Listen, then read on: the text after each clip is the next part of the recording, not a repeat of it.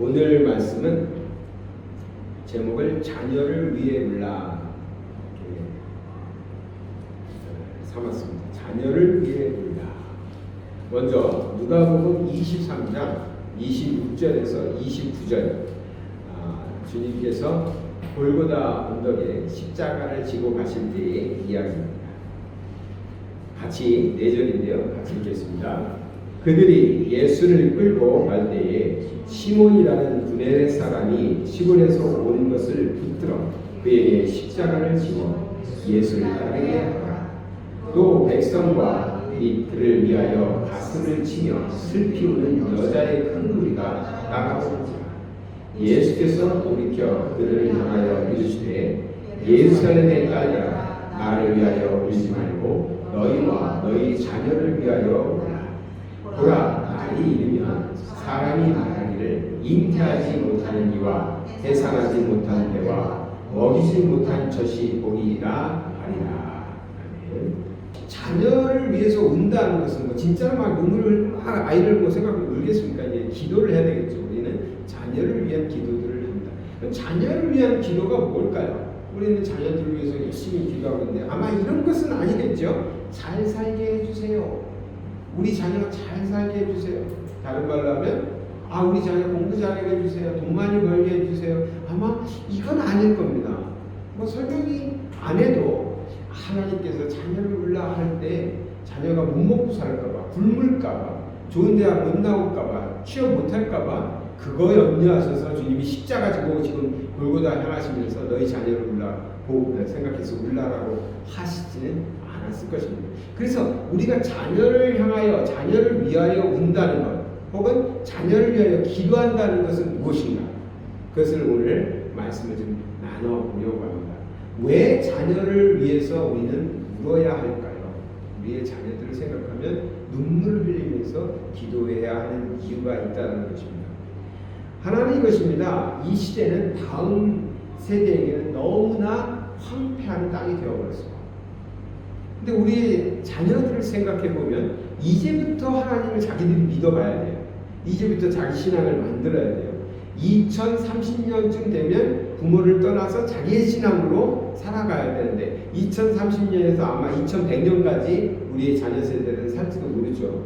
그 세대를 생각해 보면 너무나 황폐한 땅입니다. 신앙적으로 볼 때는 너무나 어려운 시대입니다.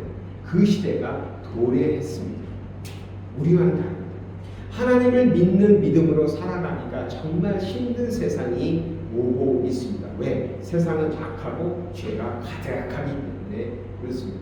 앞으로 우리 자녀들은 신앙을 선택하기, 믿음을 선택하기를 쉽지 않은 시대가 옵니다. 그런 환경에 있기 때문에 이들이 살아갈 땅이 너무나 황폐하기 때문에 이들을 위해서 울어야 합니다. 창세기 6장 5절에 여호와께서 사람의 죄악이 땅에 가득한 것, 예전 성경에는 관영한 것이라고 했습니다. 가득했다는 거예요. 그 마음의 생각이 항상 악한 것을 보시고 이렇게 표현합니다. 이거 노아의 홍수 때 얘기해요. 너무 세상이 타락하니까 하나님이 홍수를 통해서 심판하셨거든요. 그런데 지금 이 시대는 노아의 때보다 더 타락했습니다. 그런데 우리 다음 세대가 살아가는 환경은요, 이것이 정답이냐 될 것입니다. 그러니 그런 환경 속에서 신앙을 지켜나간다는 것 쉽지 않습니다. 정말 어려울 겁니다. 그래서 자녀를 위해서 울어야 합니다. 또 있습니다. 우리들의 자녀들은요, 교회를 떠날 계획을 가지고 있습니다. 보니까요, 어떤 통계에 의해서는 그 청년들까지 결혼하지 않은 사람들 이렇게 통계를 냈더니 중학생들도 어린 다 포함해서 자기가 어른이 되면 독립을 하면 교회를 떠날 것이다, 신앙을 버릴 것이다 하는 사람들이 70% 80%. 잠언 22장 6절에 보면요, 이런 말씀을 죠. 마땅히 행할 길을 아이에게 가르치라. 하나님의 말씀으로 가르치는. 그리하면 늙어도 떠나지 않을 것이다. 이 말은 뭐냐면 지금 자녀들이 70% 가까이가 떠날 계획을 하고 있다는 것은 뭘 잘못했습니까? 우리가 마땅히 가르쳐야 될 하나님의 말씀을 자녀들에게 가르치지 않았다는 거예요. 마땅히 가르칠 건 안 가르치고 세상 것만 자꾸 가르치는 세상. 그러다 보니까 우리 다음 세대는 지금 신앙적으로 많이 약해져 있습니다. 그랬었다는 거죠. 우리는 그렇게 살아왔으니까 눈 감아버리고 교회 다니지만 젊은 세대는 절대로 그걸 눈 감아주지 않죠. 교회 떠나면 이런 교회 못 다녀요. 이런 다른 이유도 또 지도자 문제도 있죠. 요즘에 이게 더 많다고 저는 생각하는데 지도자들이 타락하는 문제도 많이 있습니다. 어찌됐든 청년들은 지금 또 어린이들은 크면 교회를 떠날 계획들을 갖고 있습니다. 그러니 심각한 거죠. 이들을 위해서 우리 기도해야 됩니다. 세 번째는요, 참된 진리, 바른 교회를 찾기가 어렵다라는 겁니다. 아, 교회를 누가 안 다니고 싶고 구원을 누가 안 받고 싶어요? 그런데 정말 이 교회가 맞을까? 이 교회가 정말 하나님이 세운 교회일까 하는 의심이 들기 시작하면 못 다니는 거죠. 그래서 참 어려운 세상이 되었습니다. 마태복음 24장 24절에 뭐라 그러죠? 거짓 그리스도들과 거짓 선지자들이 일어나 큰 표적과 기사를 보여 할 수만 있으면 택하신 자들을 미혹할 것이다. 믿는 자들을 뺏어가려고 하는 겁니다. 믿는 자들을 지옥으로 끌고 가려고 거짓 선지자들이 많아진다는 겁니다. 너무나 많습니다. 유튜브를 보다가 어떤 이분이 나와가지고 찬양 인도를 하는데 너무나 찬양을 은혜롭게 잘하는 거예요. 은혜를 너무 받았어요. 이 사람이 찬양 인도를 하는데 그냥 찬송가를 하고 쉬운 4분의 4박자를 은혜가 되는 거예요. 심층에 맞아. 찬양은 옛날부터 저렇게 해왔지. 은혜를 한참 받았습니다. 한참 은혜를 받는데 도대체 저 사람은 누굴까? 그래가지고 어렵게 찾아보니까 이게 뭐야. 이 사람이 목사지. 담임 목사를 감옥하고 셋째 딸이 지금 이 목사 돼가지고 세상에 있어요. 이런 거짓 선지자들이 너무 한국에만 제일 많아요. 한국이 제일 많아요. 그런데 우리는 분별하기가 쉽지 않습니다. 저도 그랬으니까. 저도 보면서 같이 찬양 부르면서 은혜 받았다니까요.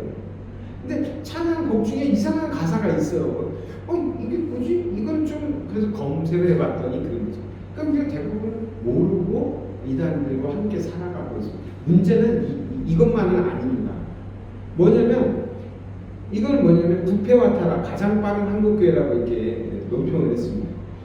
이건 이단이 아닙니다. 이 얘기는 이단 얘기하는 게 아니에요. 정통교회를 얘기하는 겁니다. 정통교회가 지금 부패했다는 거, 타락했다는 겁니다. 한국교회가 개신교 역사상 가장 타락했다. 개신교가 2000년쯤 되는 게 있죠. 예수님 이후에 쭉 왔다고 보면. 그런데 그 역사 전체를 통틀어서 한국교회만큼 타락한 시대는 없었고 한국교회만큼 타락하고 있는 교회도 없다라고 지금 말하고 있습니다.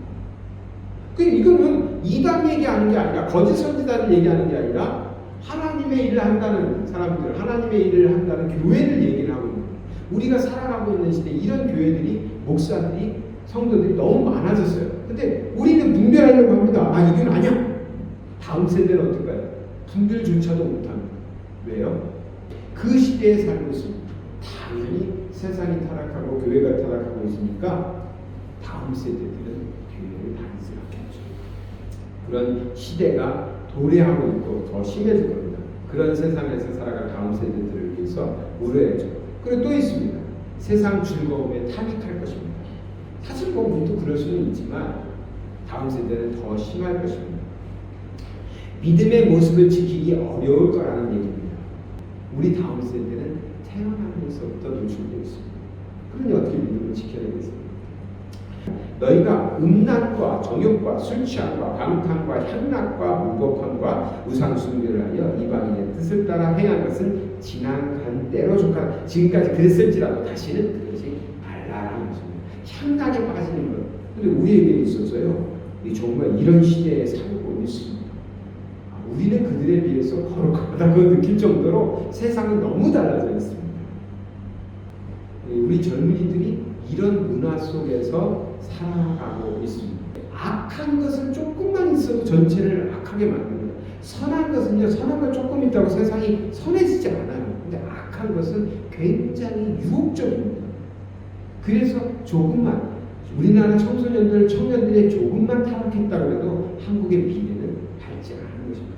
그런 세대에 살고 있고, 앞으로 세대는 아까 처음에 봤던 프랑스 올림픽과 같이 이걸 대중화시켜버리니까 이것이 진리라고 얘기하고 이게 자유라고 얘기하고 이래도 된다라고 말해주고 있으니까 다음 세대는 더 어려우실 거예요. 지금 청년들은 갈등이라도 하는데 다음 세대들은 갈등할 기회도 주어지지 않습니다. 그래서 우리는 자녀들을 위해서 울어야 되죠. 기도해야 된다는 것입니다. 자녀를 위해서 운다는 것은 그러면 어떻게 해야 되느냐? 한마디로 말하면 이겁니다. 내 자녀가 그리스도와 잘 지낼 수 있도록 키워줘야 됩니다. 세상과 잘 지낼 수 있도록 하려고 공부시키고 좋은 대학 다니고 돈 많이 벌게 하고 좋은 집 짓고 뭐 부잣집 아이들 친구 만들어주고 이게 아니라요. 그리스도와 친해지게 만들어요. 그리스도. 우리는 떠날 겁니다. 우리는 헤어질 겁니다. 자녀들과 헤어질 겁니다. 지금 잘 양육해야 됩니다.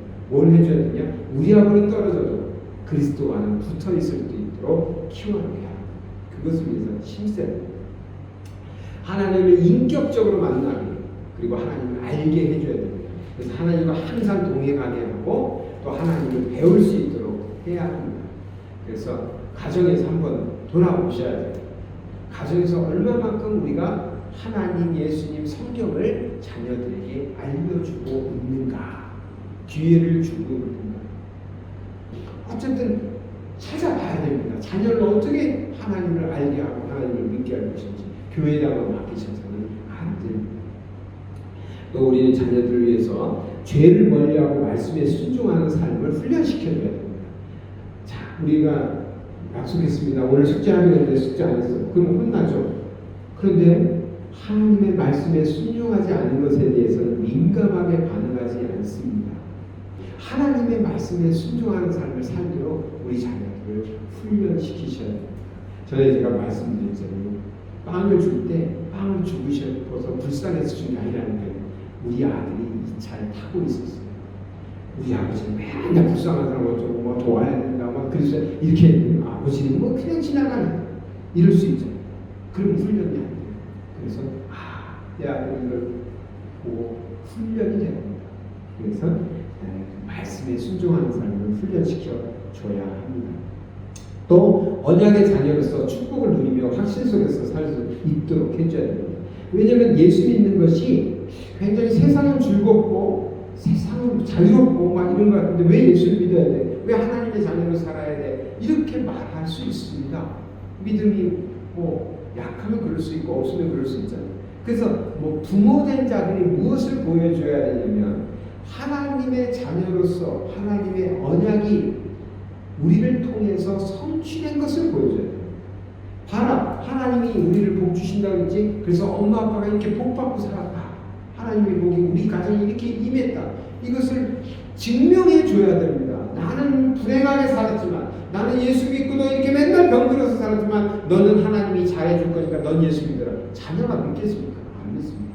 하나님의 언약이 부모들을 통해서 성취된 것, 우리 가정을 통해서 성취된 것을 보고 자라게 해주셔야 됩니다. 계속해서 아이들한테 하나님이 우리를 통해서 역사하신 것, 하나님의 약속이 성취된 것들을 아이들에게 가르쳤습니다.